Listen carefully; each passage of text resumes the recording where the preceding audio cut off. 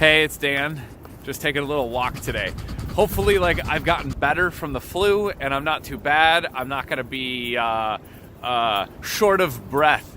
I realized looking back at my video the other day that, man, I was pretty out of shape and I was still probably feeling under the weather because I was breathing pretty darn hard.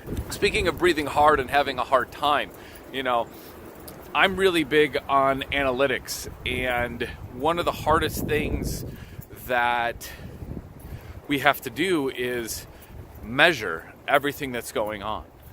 Understand what impact our efforts are having through the entire funnel. And if we don't measure the right things, we can't always make the best decisions, or we don't always have the full picture, And I think that's what's amazing with today's analytics platforms is that they do so much, right out of the box for us.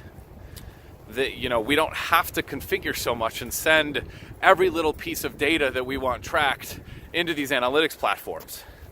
At the same time, if we don't send enough custom data and track the things that we want to measure, whether it be button clicks or specific funnel progressions, etc., that we don't always have the right data to make better decisions for greater outcomes. And so it's like good data in, good decisions out.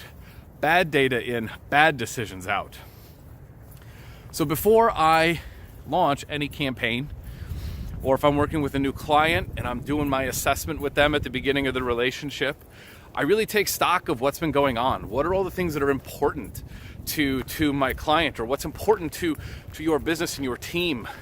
What's important to this campaign, and really plan out what is that data strategy for capturing all of the important data that we need to know whether this campaign was a success, whether or not something has to change midstream, mid-campaign. It's always great to be able to pivot and have contingencies, and so taking some time to really plan out what your data strategy looks like will save you a lot of time down the road and a lot less wasted money and wasted time, for that matter, which we can't get back. We can always make more money, but we can't always get our time back. So I really encourage you to go back.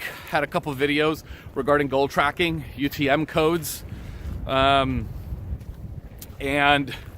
take some time to get to know them and how you can send better data into your analytics and how to track things more effectively. So thanks for joining me today on this I Ain't No April Fool 30-day challenge. I'll see you tomorrow.